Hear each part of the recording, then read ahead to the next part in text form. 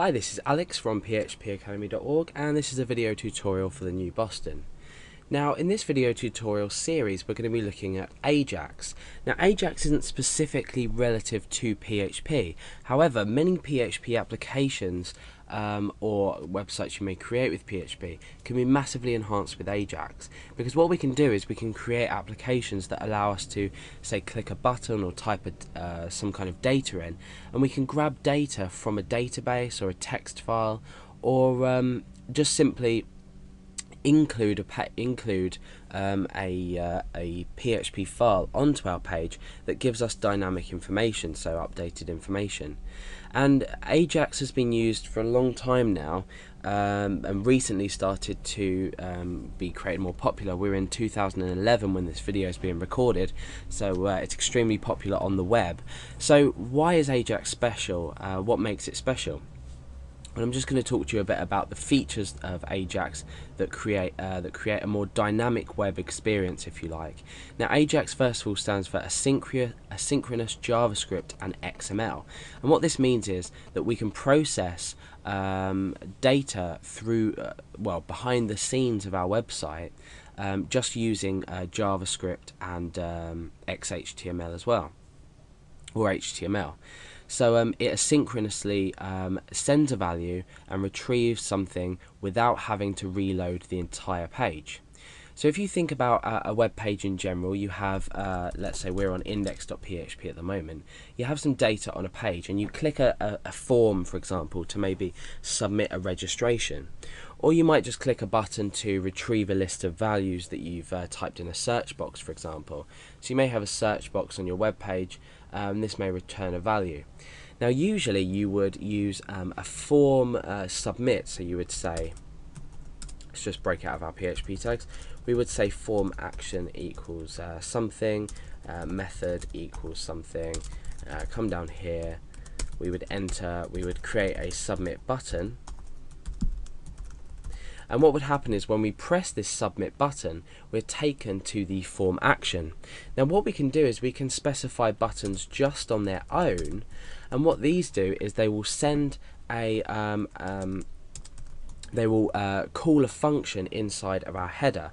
So if we were to set up a standard page like this, start the head tag and then end the head tag, start the body, end the body. So a very badly written out HTML document here.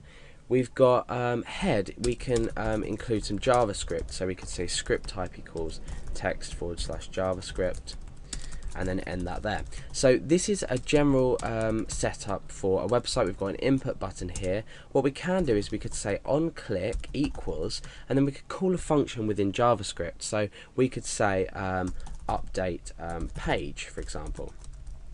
Now up here we may have a function in JavaScript called update page, which is going to call and work with AJAX. We're not going to give any examples in this introduction video, but it would call this function and it would process some kind of AJAX code, if you like, or the methodology or the methods used with AJAX to actually update a certain area on the page. So for example, below here we could have a div id equals page, for example. Okay, so this might grab a PHP document and it might update this div with the contents of the PHP document. So this is obviously a very basic example. We're just updating perhaps some data from a PHP file and popping it onto a page, but using this method we won't actually refresh the page. Now I've just given you sort of like an example of how it may work. This code obviously might not be how we actually do it, but it's very similar, and this is just the general method that we will use in order to update values without having to refresh a page. So why can this be useful in everyday applications? Well, for example, when we go to over to Google, you'll notice that we have a feature in Google called auto suggest, and what happens is when we I'll just briefly explain. When we look at Google, we type in a value into a text box which is placed in the center of the screen. So we start typing let's say PHP. Now what AJAX well, the part that AJAX plays in this is what it will do. It will automatically get the updated value of this text box. So let's say we just start typing. We'll create an input type so we can search box. Sorry. Input type equals text and name equals search box. Okay, so what's going to happen is we're going to start typing something, for example, into here. So we might start typing PHP.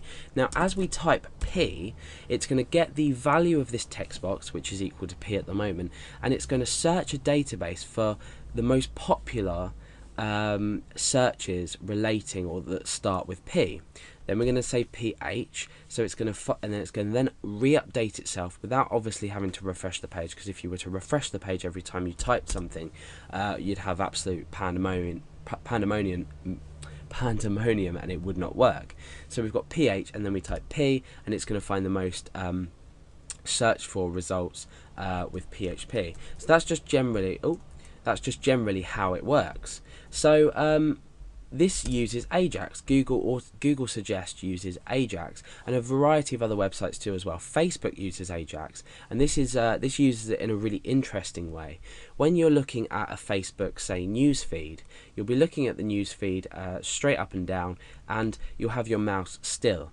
Now you'll look at your page and nothing will update. Then what you'll do is you'll move your mouse very slightly. It only has to literally be 1 pixel that you move your mouse, and your page will actually update. Now what happens here is we have an on mouse move or on mouse event trigger. So when you move your mouse, bits of the page are updated using AJAX, so it will be automatically updated from the database using AJAX. The same with Twitter as well. When you create a new tweet, you might tweet in a box like this and click submit or hit enter, and it will automatically show your most recent tweet. It won't actually refresh the page. The same with probably the feeds in Twitter. You'll automatically see new feeds open. So this is why we use AJAX and why it's so important on the web today, when we don't want boring static websites. We want everything to be easy to use and dynamic, and that's another reason we use AJAX, is because it's really easy to use a website that's been enhanced with AJAX. Particularly with PHP, where we're gaining values from a database. We can do other things with AJAX, but for now we're going to be looking at AJAX closely related to PHP, because AJAX is so closely related to PHP, where we grab things from the database. Obviously it can be used with other web programming languages, but obviously because this is PHP tutorials, we're going to be looking at AJAX and PHP. So that's a bit about AJAX, how it works, what it is, why we should use it. Now in the next tutorials coming up, we're going to be looking at how to, first of all, the basics of that, and then we're going to be creating some sample programs to grab some data from databases depending on what we do on the page.